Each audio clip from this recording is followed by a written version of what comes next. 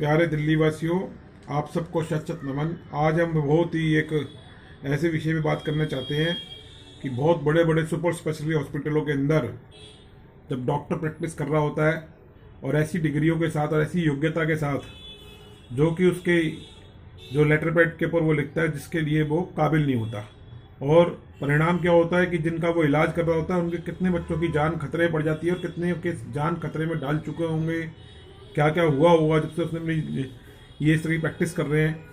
तो इस विषय में आज हम बात करेंगे। नव भारत टाइम्स में 2 मार्च 2023 को आज एक कटिंग प्रकाशित हुई है जिसका टाइटल है एक नामी हॉस्पिटल के 2 सीनियर डॉक्टरों की डिग्री की होगी जांच।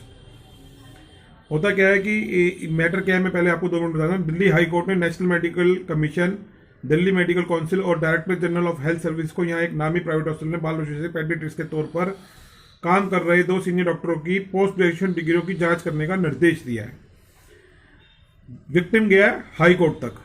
हाई कोर्ट ने एक पीड़ित बच्चे की मां को याचिका का यह आदेश जारी किया। महिला का आरोप है कि 2 डॉक्टरों की लापरवाही की वजह से उनके बेटे देवर्ष जैन की जान खतरे पड़ गई। याचिका में कहा गया है कि इन डॉक्टरों को स्पेशलिस्ट और सुपर स्पेशलिस्ट बताया जाता है, लेकिन उनके पास इसके लिए जरूरी योग्यता तक नहीं है।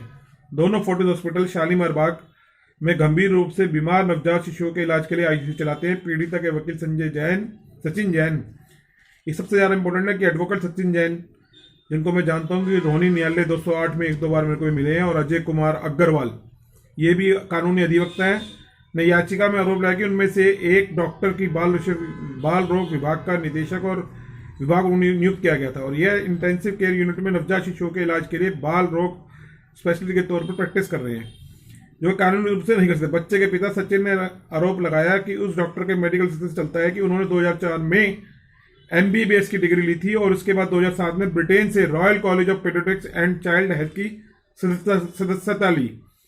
सपना जैन ने दूसरे डॉक्टर के बारे में आरोप लगाया कि वह भी बाल रोग विशेषज्ञ सीनियर कंसल्टेंट के रूप में काम कर रहे हैं।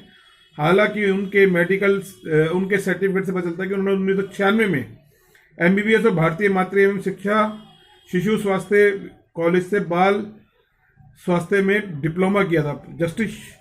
आदरणीय जस्टिस योगेश खन्ना ने प्रतिवादी से 3 सप्ताह में जवाब मांगते हुए सुनवाई 19 अप्रैल तक स्थगित कर दी। अब ये विषय बहुत इंपॉर्टेंट रहेगा।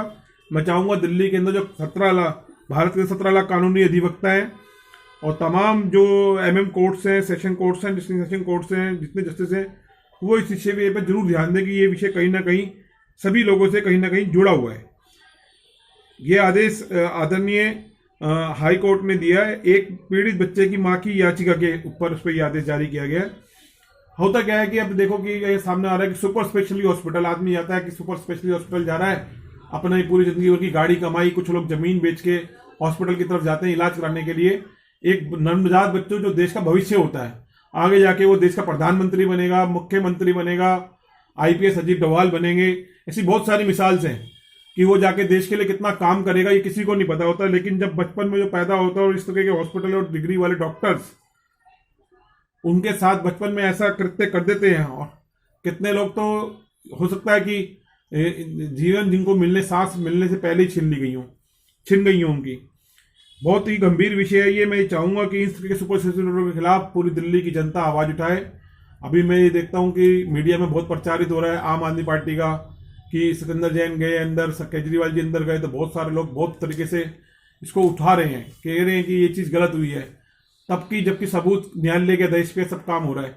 तो मैं ये कहना चाहता हूं कि जब यहाँ इन सुपर स्पेशलिस्ट हॉस्पिटल जो दिल्ली गवर्नमेंट के अंडर में है, पता नहीं क्या क्या उन्होंने वायलेशंस करे हुए, इनके खिलाफ कभी भी कोई भी सरकार, मैंने नहीं देखा कि कभी भी दिल्ली की सरकार, कोई हेल्थ सेक्रेटरी, हेल्थ मिनिस्टर, कोई भी दिल्ली पुलिस का रिटायर्ड अफसर, प्रेजेंट अफसर, किसी ने सख्त टिप्पणी ली हो। जबकि हर एक पुलिस ऑफिसर को ये पता है कि भी ये एक 208 नोनी न्यायालय के अंदर बहुत सारे केस चल रहे हैं, फोर्टिस के और मैक्स हॉस्पिटल के खिलाफ भी चल रहे हैं। समझ में नहीं आता, जब इतने गंभीर आरोप लगातार लगते रहते हैं तो पुलिस के पास एक मैकेनिज्म क्यों नहीं क्रिएट करती। पुलिस हमेशा हाथ जोड़ खड़ी होती है, वही कहती है कि जी हमें डॉक्टर की समझ नहीं है, हमारे को वहां से ओपिनियन लेनी पड़ेगी, दिल्ली मेडिकल काउंसिल से, नेशनल मेडिकल कमीशन से, कोई मौलाना आजाद मेडिकल कॉलेज से। तो सालों निकल जाते हैं, सबूत नष्ट हो जाते हैं। जबकि होना चाहिए कि एक टैरिफ बनना देना चाहिए पुलिस कमिश्नर साहब को, या स्पेशल लॉ एंड ऑर्डर साहब हैं, उनको DCP साहब को ट्रेनिंग देनी चाहिए एसीपी को ट्रेनिंग देनी चाहिए कि वो इस तरह के केस को किस तरह से डील करें, इस तरह के माफियाज को कैसे कंट्रोल करें। जब इस तरह के लोगों के जीवन से खेल रहे हैं जिसका उनको अधिकार नहीं है, तो सोचना चाहिए कि वो एक टैरिफ दे दें कि वहां पे कि भी अगर किसी पुलिस ऑफिसर के पास ऐसी कंप्लेंट आती है तो सबसे पहले उसको इनिशियली क्या क्या स्टेप उठाने हैं, कम से कम एविडेंस कलेक्ट करें, वहां की सीसीटीवी फुटेज ले, 91 सीआरपीसी में सीडीआर जीपीएस को सेव करवाए। तो उसके केस में जितने भी विषय हैं, हॉस्पिटल के अंदर जितने उनके जो कंप्यूटर्स होते हैं उसके जो सर्वर के द्वारा चल रहे होते हैं उनको सीज किया जाए।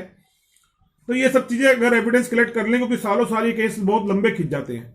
और ऐसे में इस केस में पता चल रहा है कि आदरणीय जो कानूनी निदेशक सचिन जैन और अजय अग्रवाल को ऑनरेबल हाई कोर्ट जाना पड़ा। सॉरी, हर व्यक्ति हॉस्पिटल नहीं जा सकता, हाई कोर्ट तक नहीं जा सकता। तो उनके लिए ये बात खास तौर से, देश की जनता इतनी बड़ी, हमारा एक मास कम्युनिकेशन 80% 90% जनता ऐसी है जो लोअर मिडिल क्लास लोग हैं, और वो लोग कैसे कल्पना कर सकते हैं कि वो ऑनरेबल हाई कोर्ट तक जाएं और कोई आदेश ले आएं।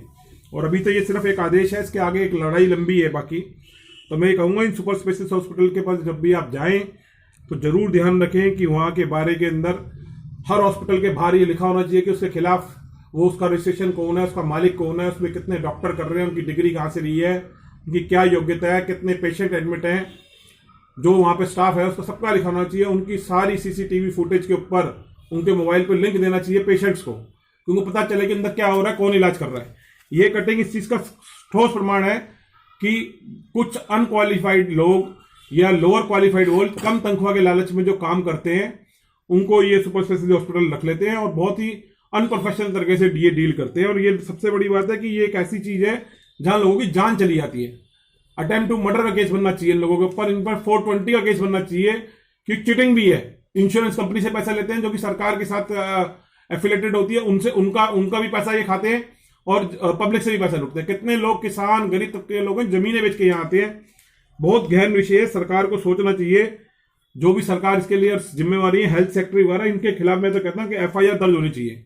मेडिकल सुपरिटेंडेंट उस हॉस्पिटल के उस फ्लोर पे जितने भी लोगों के, और इस हॉस्पिटल में ऐसे जितने लोगों के उन डॉक्टर के द्वारा इलाज किए हैं, उनका पूरा पैसा ब्याज समेत वापसी होना चाहिए।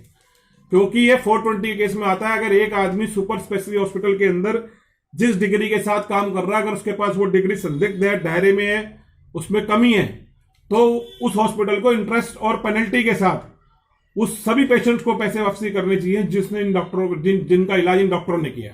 और अपने पूरे हॉस्पिटल की संपूर्ण जांच के आदेश खुद दे देनी चाहिए, सीएजी की ऑडिट करवानी चाहिए और उसको जारी करना चाहिए। पुलिस की भी ड्यूटी होनी चाहिए कि वो जितने भी इस तरह के हॉस्पिटल जहां जिस थाने के अंतर्गत आते हैं, उस एरिया के डीसीपी के पास भी इसकी एक रिपोर्ट ईमेल के ऊपर जरूर दिखाएं, हेल्थ सेक्टर के अलावा। और आरटीआई के अंदर ये सब रिपोर्टें बहुत जल्दी मिल जानी चाहिए, ताकि अगर कोई भी पेशेंट हो, मैं कहता हूँ हॉस्पिटल से मिलनी चाहिए, ताकि वो उसको जांच करा सके। इससे शब्द में विराम देते हैं। जय हिंद, जय भारत, जस्टिस क्रांति जिंदाबाद। पुनः जुड़ेंगे इसी केस के अंदर फिर कड़ी के साथ, और अगली कड़ी के अंदर हम आदरणीय कानूनी निदेशक सचिन जैन, अजय कुमार अग्रवाल और जो विक्टिम की सपना जैन मदर है, उनके साथ भी हम जुड़ेंगे और कोशिश करेंगे कि पूरा विस्तार से आपको बताएंगे। जय हिंद, जय भारत।